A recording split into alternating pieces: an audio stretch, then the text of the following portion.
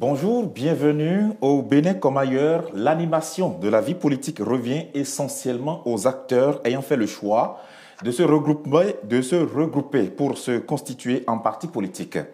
Mais se constituer en parti politique dans un pays est loin d'être un exercice anodin, voire banal.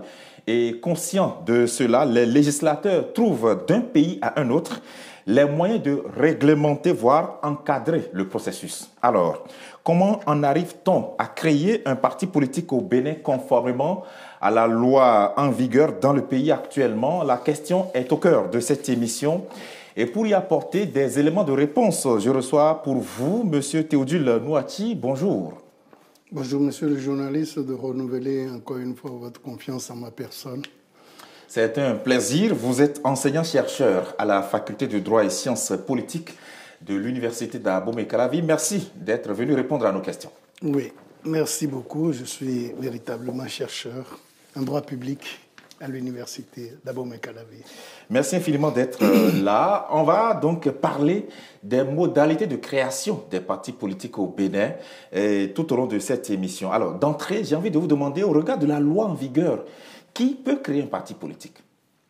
Alors, au thème de la loi béninoise, peut créer un parti politique déjà tout citoyen, pas un étranger, tout citoyen ayant au moins 18 ans révolus et n'ayant pas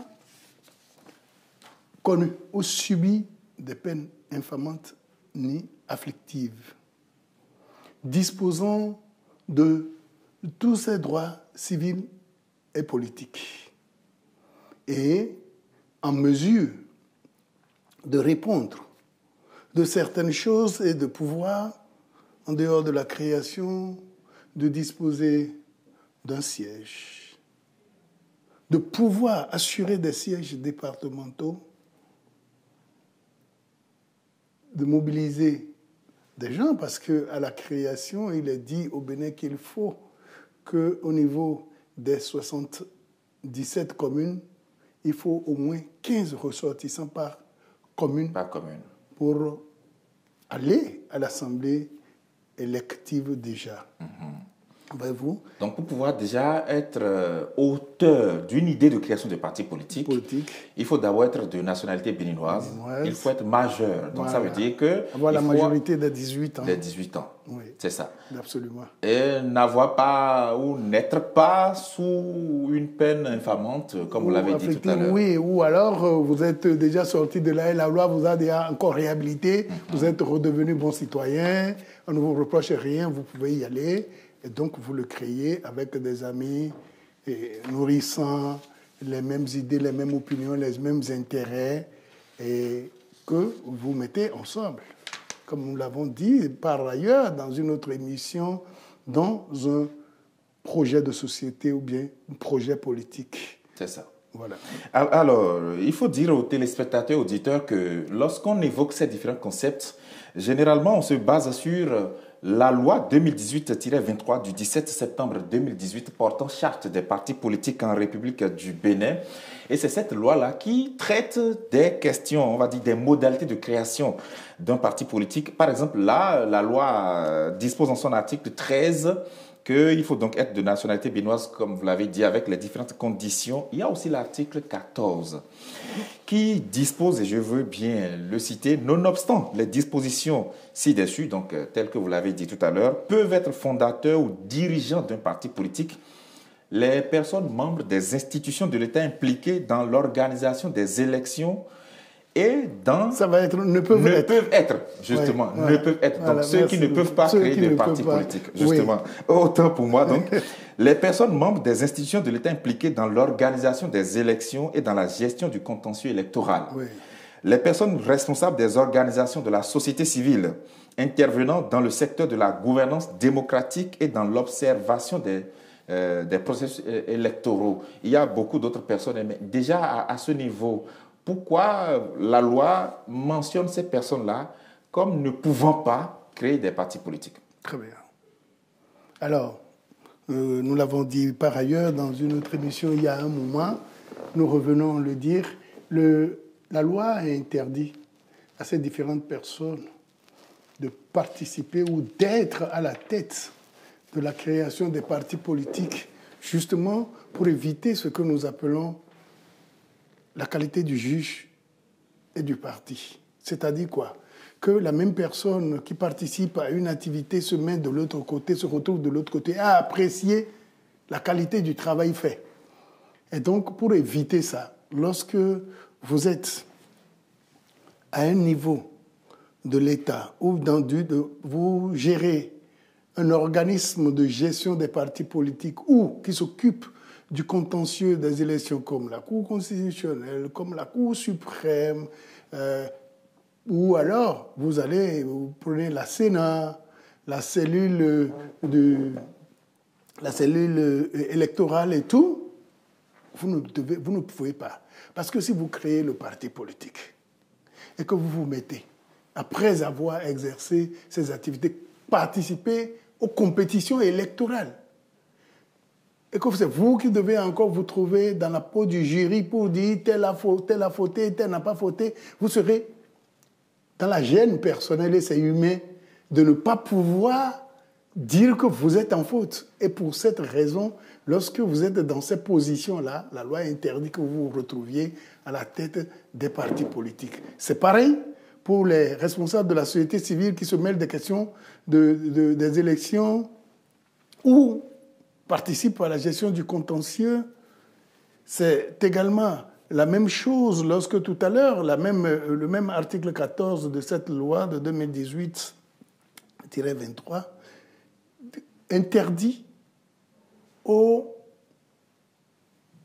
associations de développement, nous l'avons dit par ailleurs, d'être responsables ou membres influents de partis politiques, puisque, ce faisant, le risque est fort, je ne dis pas qu'ils en auront l'intention, le risque est fort qu'un jour ou l'autre, ils ne parlent que des intérêts de leur coin.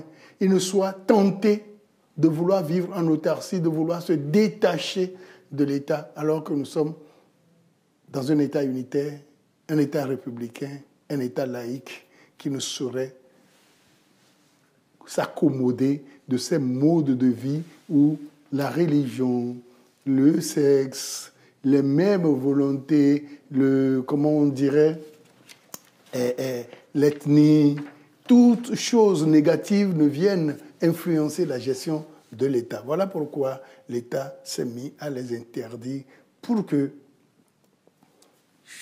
chaque fois que chacun s'y met, il sache que ce qu'il attend, c'est peut-être la répression. En tout cas, la loi pénale va frapper. Autrement dit, c'est pour éviter qu'il y ait ce qu'on peut appeler le conflit d'intérêts au sommet de l'État, conflit d'intérêts politique. Oui, je crois que le mot est sorti. Voilà, justement, pour pouvoir faire la démarcation et permettre aux différents acteurs d'être chacun dans son couloir. Et d'être libre dans le mouvement, dans son jeu qu'il fait, pour ne pas être dérangé. Parce que, quand même, on ne peut pas, une porte n'est jamais fermée et ouverte à la fois. On ne peut pas être juge et parti. D'accord. Alors, mais dans le même temps, qui peut être militant d'un parti politique? Alors, en principe, tout citoyen peut être militant d'un parti politique. Mais il faut pouvoir faire la démarcation. Nous avons dit tout à l'heure que lorsqu'il y a des citoyens qui sont en conflit avec la justice, qui sont frappés par des peines afflictives et infamantes, ceux-là sont... Et puis, oui, justement. En plus, il faut avoir une certaine maturité avant d'appartenir à un parti politique pour savoir ce que tu es en train de faire, tout au moins lorsque... C'est pour ça que j'apprécie le législateur, je l'apprécie profondément lorsqu'il dit qu'il faut avoir la majorité. Aussi bien pour les créateurs que pour ceux qui veulent militer, il faut quand même avoir le discernement et savoir qu'est-ce que je fais, où je le fais, où est-ce que je mets mon pied, où est-ce que ça me conduit. Par exemple, en étant en mesure de distinguer les idéologies et savoir que lorsque je vais ici, je suis pour l'individualisme, lorsque je vais de l'autre côté, je suis pour le communautarisme, ainsi de suite. C'est ça. Alors donc, le militant possible d'un parti politique, c'est quelqu'un aussi qui devrait jouir de ses droits. Tout à fait, comme on vient de le dire. C'est ça. Oui, ses droits civiques et politiques. et être en mesure de pouvoir exprimer son droit électoral et avoir tous ses sens en place et distinguer le bien du mal. Est-ce qu'un militant peut être dans plusieurs partis politiques à la fois? Ah, ça, les tests l'ont également refusé parce que ça fait la confusion du genre. Ça fait la confusion du genre, vous savez, la loi est allée jusqu'à interdire la compétition à certains groupes politiques lors des jours passés, lorsqu'on les a surpris, les a convaincus de positionner des candidats ici et ailleurs. Le même candidat figurerait sur plusieurs listes. Plusieurs listes. Lorsque c'est arrivé, et puisque les tests avaient prévu ça, tous ces partis-là perdent le crédit de participation. Et donc, il était peu éligible à participer aux élections et on les a écartés. D'accord. Ouais. Alors, et donc, il revient, dans ce cas, à celui qui est le candidat potentiel qui joue à ce jeu-là. S'il n'est pas... Il lui revient à lui de travailler en toute bonne conscience pour éviter aux partis politiques. La question de l'idéologie revient encore une fois. Absolument. Puisque l'idéologie, c'est la conviction du militant, de l'acteur politique. Tout à fait. Il ne faut pas faire du suivisme pour les partis politiques. C'est ça. Mais on a déblayé le terrain sur, on va dire, le champ conceptuel du parti politique. Oui. On a vu les obligations, les interdictions, tout ce qui encadre. Mais quel est le processus tel que décrit par la loi pour pouvoir créer un parti politique au Bénin? Très bien. Alors, le processus décrit par la loi pour la création des partis politiques au Bénin, nous l'avons entamé tout à l'heure en disant un peu quelles sont les qualités du créateur. Mais alors, lorsqu'il réunit tout ça, il doit pouvoir aller à l'Assemblée constituante ou l'Assemblée constitutive, si vous voulez, plus précis. Et lorsqu'il quitte l'Assemblée, il doit pouvoir avoir déjà les statuts, le règlement intérieur, le rapport, le PV électif, signé au moins de trois mandataires. Les mandants choisissent, puisqu'ils sont un certain nombre, tout le monde ne peut pas. Ils ont ces trois signes et nous devons avoir le casier judiciaire de tous les membres fondateurs, l'acte de naissance, la profession des personnes les plus importantes pour aller vérifier si ceux qui ont été interdits tout à l'heure ne sont pas à la tête des partis politiques. Ils doivent pouvoir apporter leur certificat de résidence. Ils doivent amener leur acte de naissance pour qu'on sache qu'ils sont véritablement des Béninois. Tous ces documents doivent accompagner le dépôt qui se fait au ministère de l'Intérieur. Lorsque ces responsables vont au ministère de l'Intérieur, ils déposent les statuts en 4 exemplaires, le règlement intérieur en 4 exemplaires, le casier judiciaire, puisque nous avons dit qu'il ne faut pas que les gens soient frappés de peine et autres. C'est ça. Et donc, un certain nombre de documents que vous déposez au ministère de l'Intérieur et vous recevez en récépissé administratif de dépôt. Lorsque vous recevez le récépissé de dépôt, le ministère a 2 mois pour aller faire des enquêtes sur la véracité des documents que vous avez déposés, pour qu'on puisse faire des enquêtes de moralité sur quelles sont les personnes qui sont en train de créer, qui veulent diriger un parti politique dans notre pays. Nous avons dit tout à l'heure qu'il ne faudrait pas laisser un parti politique en les mains des radicaux, des extrémistes et tout ça. Donc, tout ceci se vérifie pour s'assurer. Et au bout de 2 mois, ça peut bien être un peu en deçà où le ministère vous appelle et vous accorde le récépissé, cette fois-ci après vérification. Lorsque vous obtenez le récépissé, vous allez... Bon, alors, il revient au ministère qui peut se permettre, dans 2 autres mois qui complètent, d'aller au journal officiel pour faire la déclaration, mais par diligence du parti politique concerné, cette publication au journal officiel peut être faite, et dès lors que vous avez votre document au journal, vous obtenez la publication le parti politique est créé. C'est ça. Mais il reste que lorsque le ministère a fait ses enquêtes et au bout de 2 mois, est resté muet, ne vous a pas dit, vous avez le certificat ou vous n'avez pas, c'est que, de Gaulle, le silence du ministère vaut approbation. Et donc, vous pouvez exercer. Dans le fameux adage qui ne dit rien consent, entre en jeu. Entre en jeu. C'est de la même manière qu'en principe, lorsque le document est déposé au niveau du journal officiel, au bout de 8 jours, vous devez avoir, et lorsque le silence couvre, ces 8 jours la passe, au terme des 8 jours, vous n'avez pas la réaction, c'est que vous êtes autorisé à exercer. Et donc, tous ces textes sont conçus comme ça pour qu'il n'y ait pas de blocage. Parce qu'il est possible que vous vous retrouviez en face de personnes avec qui vous avez peut-être des antécédents qui choisissent de ne pas. Alors la loi dit, quand il y a blocage, vous passez, vous tournez la page et vous évoluez. Alors, vous avez parlé des pièces qu'il faut fournir. Oui. Ce sont là les pièces des membres fondateurs du parti politique. Tout à fait.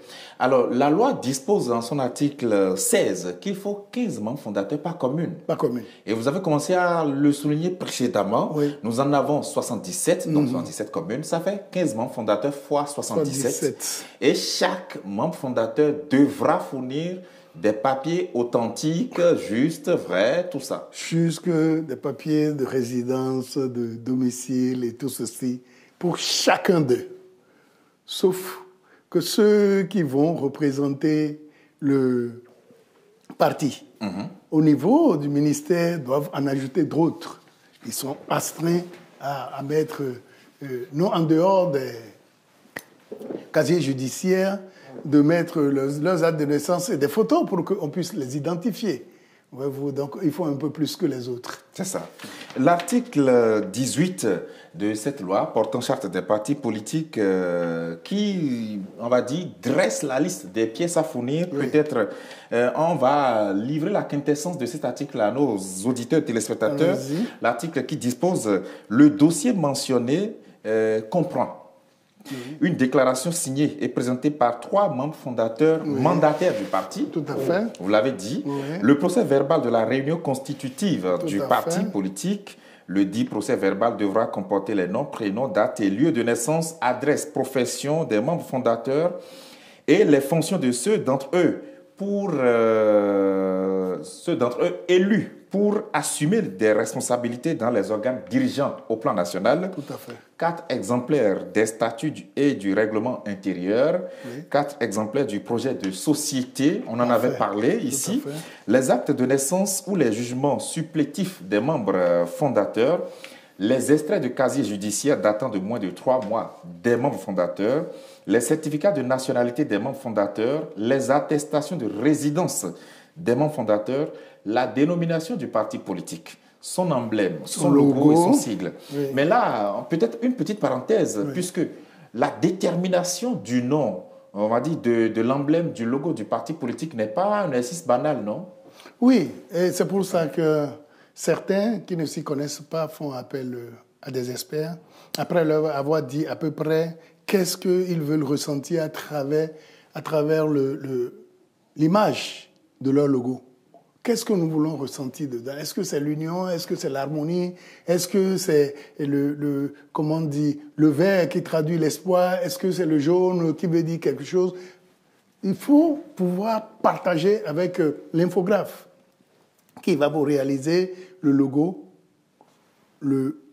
l'information que vous voulez faire passer à la vue de l'image et de l'emblème. Et puis, du nom même, qu'est-ce que vous voulez signifier? Voyez-vous, de peur de faire la publicité d'un parti, j'évite. Justement, c'est mieux comme ça, effectivement. Donc, c'est ça. Ou bien vous-même, vous savez le faire, ou bien vous faites appel à quelqu'un, mais vous partagez votre vision, le message que vous voulez traduire. Quel est le message que la vue de cet objet-là, de ce symbole-là, traduit? C'est ça que vous partagez. Et qui doit pouvoir, à première vue, parler à quiconque vous approche. Ça. Vous n'aurez pas besoin de faire des explications avant qu'on ne sente que voilà ce qu'ils veulent dire. Il y a aussi une fiche descriptive de l'emblème et du logo du parti. Ça veut dire qu'une fois que tout ça là est réalisé, il faut produire une fiche pour décrire concrètement ce que signifie chaque élément. Le signe, la virgule qui est là, dit ceci, la couleur noire, la couleur bleue, désigne ceci dans notre entendement et fait comprendre ceci au ministère de l'Intérieur pour que ce soit accepté aussi. C'est ça. Il y a aussi l'adresse complète du siège du parti politique. Nous avons dit précédemment que avoir un siège national et des sièges au plan départemental s'avère, on va dire, nécessaire, c'est indispensable. Et puis, l'idéologie à titre facultatif. C'est ce que dit la loi. Oui, ça me fait sourire parce que nous avons des problèmes en Afrique avec les idéologies.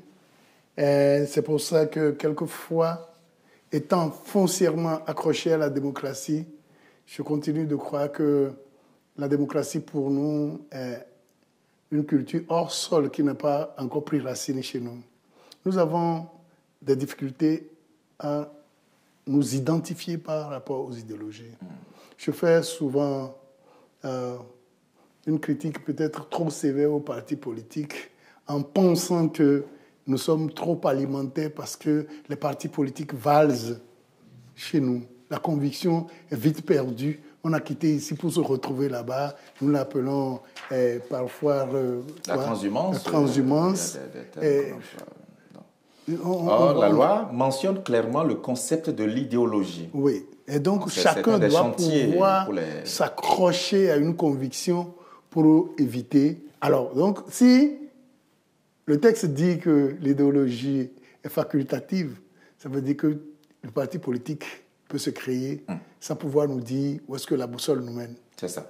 Alors, justement, il y a aussi beaucoup d'autres paramètres. Vous avez évoqué tout à l'heure le délai dans lequel le ministère de l'Intérieur fait un retour au parti politique. 2 mois. 2 mois. Et si éventuellement le retour du ministère était défavorable, était négatif pour le parti? Oui, dans le cas où le retour du ministère est défavorable au parti, un délai supplémentaire d'1 mois est donné pour que le parti politique puisse justifier et venir convaincre l'envoyé ou bien le ministère de ce qu'on lui reproche n'est pas vrai, ou alors il corrige de façon à se mettre en règle vis-à-vis de la loi, et lorsque le ministère constate que ce qui était anormal se met dans la bonne ligne, on lui accorde le récépissé.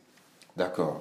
Et si par exemple le parti politique fait tout ça, il y a par exemple les différents articles de la loi portant charte des partis politiques qui prévoient, on va dire, d'autres paramètres, peut-être après création du parti politique, des changements qui surviennent. La loi l'a prévu aussi. Le législateur est très prévoyant. Le législateur dit au cas où il y a des changements au niveau du parti. Par exemple, nous avons dit tout à l'heure que les convictions valent. Quelqu'un responsable de parti peut quitter pour aller ailleurs. Ça peut arriver. Lorsqu'il le fait et qu'un changement est intervenu au niveau des organes du parti, la loi accorde 1 mois au parti politique pour revenir mettre en règle le parti, c'est-à-dire écrire, donner les nouvelles informations pour qu'on sache que dès lors, tel n'est plus à tel poste et c'est tel autre désormais qui occupe telle fonction, après avoir évidemment rempli les conditions prévues par la loi. Et donc, il se remet en place à la place de celui qui aurait entre-temps quitté, démissionné, décédé ou pour empêcher. Je voudrais faire une petite digression à partir d'un constat. Les partis politiques, bien souvent, prennent des décisions à l'occasion de 2 typologies possibles d'instances. Par exemple, l'Assemblée générale, qui parfois peut être annuelle, je n'en sais rien, ça dépend des statuts et règlements intérieurs de chaque parti politique, mais aussi la tenue d'un conseil national, parfois ordinaire ou extraordinaire. Qu'est-ce que vous pouvez nous dire par rapport à ces différents moments de décision des partis politiques? Alors, il faut dire que, comme vous l'avez dit, l'Assemblée générale se tient peut-être une fois, en ce qui concerne les partis politiques. Ça se tient, c'est un congrès constitutif, il l'appelle. Oui. Et en fonction des textes, ils peuvent prévoir de se revoir tous les ans, tous les 2 ans, tous les 5 ans, ça dépend. Le congrès n'est pas régulier. Mais au même moment, il existe des bureaux politiques, des conseils constitutifs. En fait, ça dépend du nom, des différents noms qu'on donne à ces instances-là jusqu'à la base, des cellules de base. Lorsque,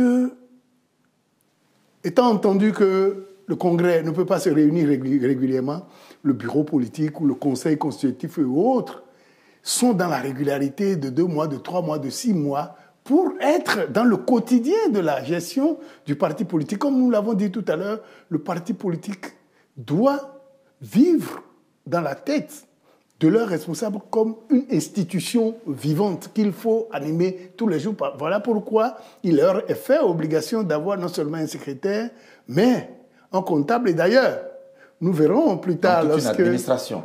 Toute une administration. Même quand il est prévu qu'ils bénéficient, au cas où ils sont éligibles pour bénéficier d'un financement de l'État, il a été bien indiqué qu'une personne soit clairement indiquée avec ses coordonnées, tout ce qu'il faut pour l'identifier, c'est lui, cette personne-là qui est en contact avec l'État pour ces questions-là, est entièrement responsable au cas où la gestion venait à être mal faite. Merci infiniment à vous, Théodule Nouati. Nous sommes arrivés au terme de cette émission. Oh, que ça va vite. Absolument, ça va vite. Merci infiniment d'avoir répondu à nos questions pour permettre à nos téléspectateurs, auditeurs de mieux cerner les réalités liées à la création des partis politiques ici au Bénin, au regard donc de la loi. Merci infiniment à vous de nous avoir suivis et à la prochaine.